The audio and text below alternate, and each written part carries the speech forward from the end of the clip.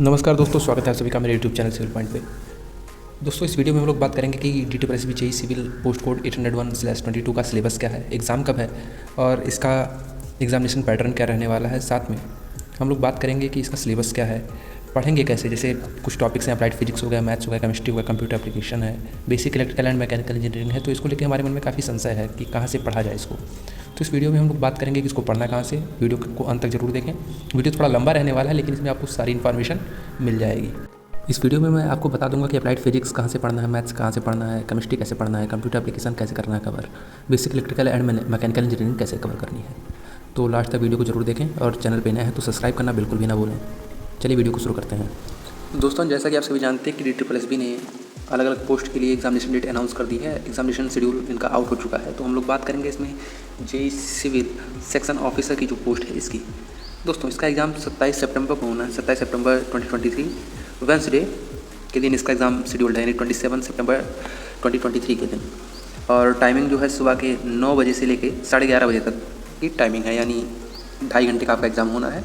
Junior engineer civil section officer की post है। तो जैसा कि आप सभी जानते हैं कि एग्जामिनेशन में अब 1 महीने से कम का टाइम बचा है और आप में से कई लोग का सिलेबस भी अभी नहीं कवर होगा। तो सिलेबस को लेकर भी काफ़ी कन्फ्यूज़न है। तो इस वीडियो में हम लोग बात करेंगे कि सिलेबस क्या है, एग्जामिनेशन पैटर्न क्या है। अब इस वीडियो में आगे बढ़ते हैं।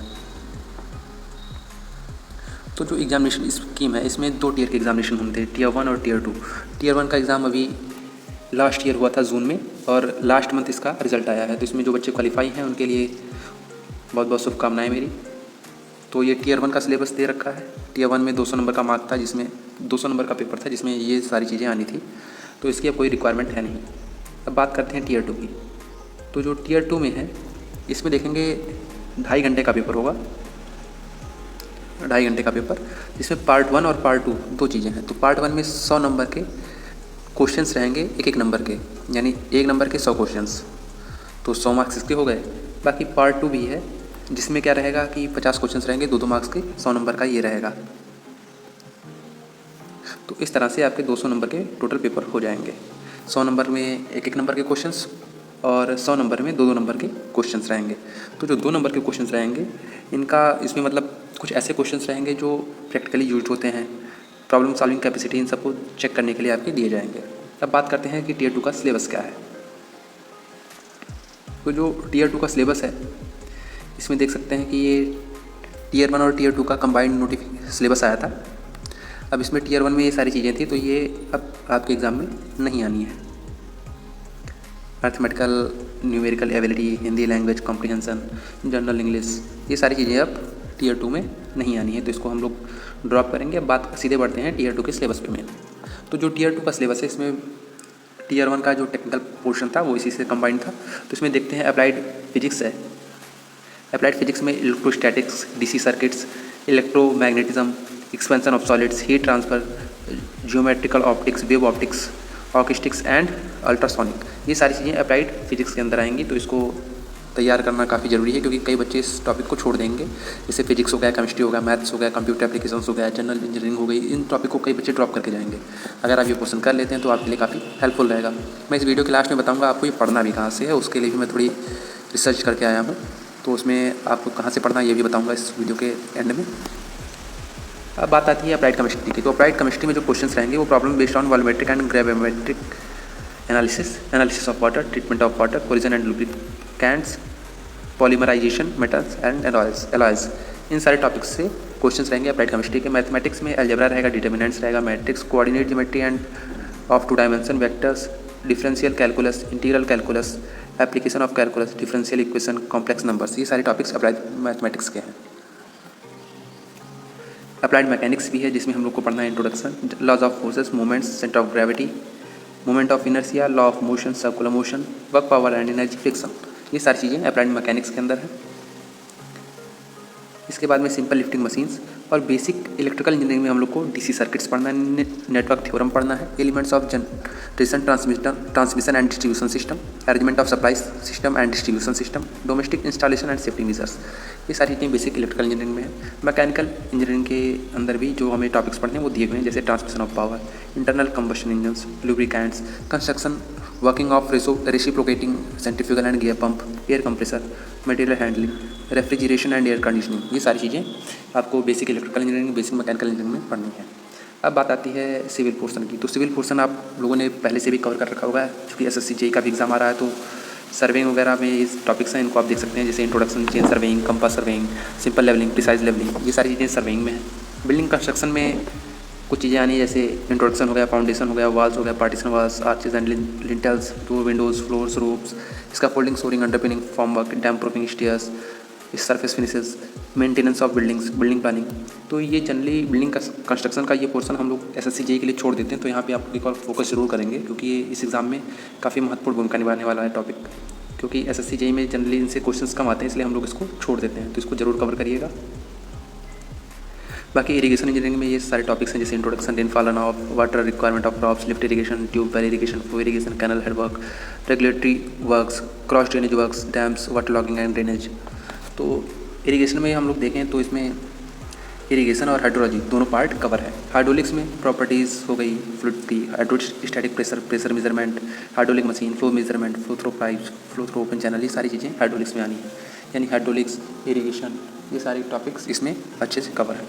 अब बाकी इसमें एक पोर्शन आता है कंप्यूटर एप्लीकेशन का। तो कंप्यूटर का सिलेबस काफ़ी ब्रॉड है, इसको आप देखेंगे, digital computer system, characteristics, history of computer, computer generation, types of computer, there classification, application of computer in various field, hardware, software, elements of computer hardware, CPU, input output devices, storage media, computer software types, ये सारी चीज़ें computer application में आनी है, तो इसको आप देख सकते हैं।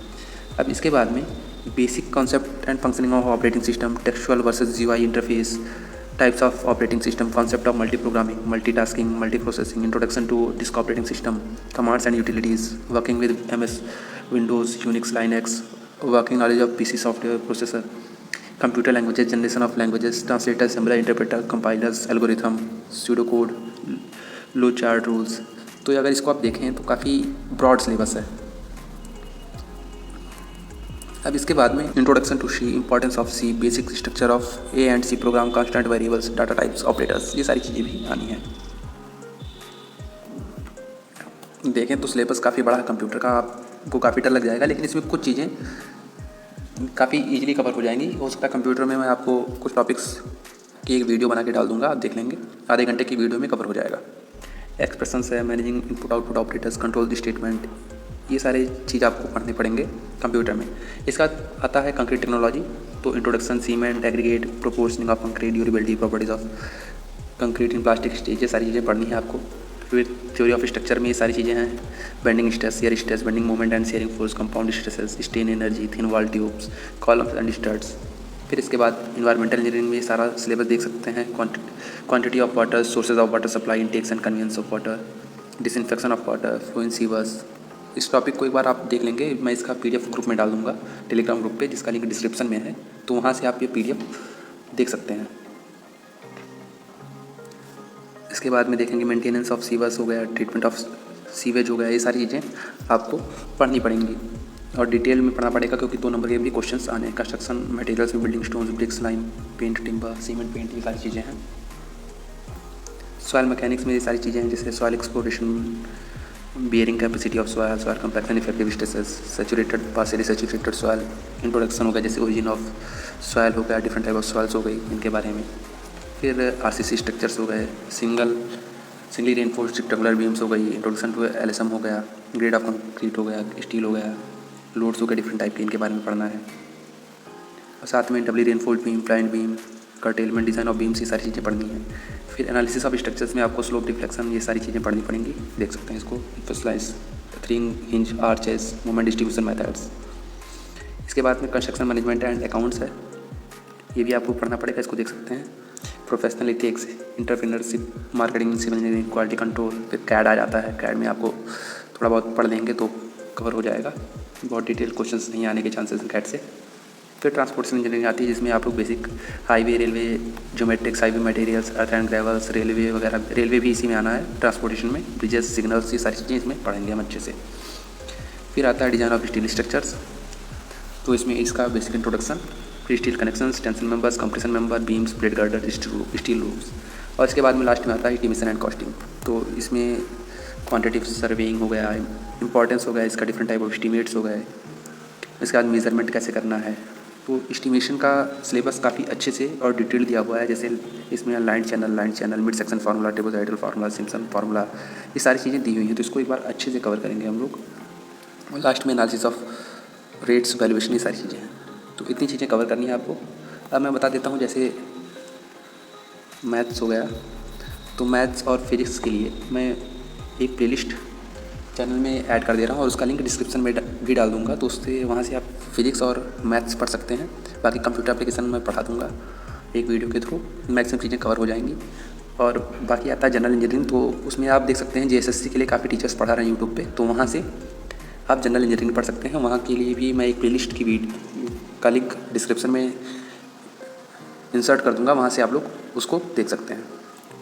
दोस्तों, अगर आपको ये वीडियो पसंद आई हो तो चैनल को सब्सक्राइब करना, वीडियो को लाइक करना और कमेंट करना बिल्कुल भी ना भूलें। Thank you.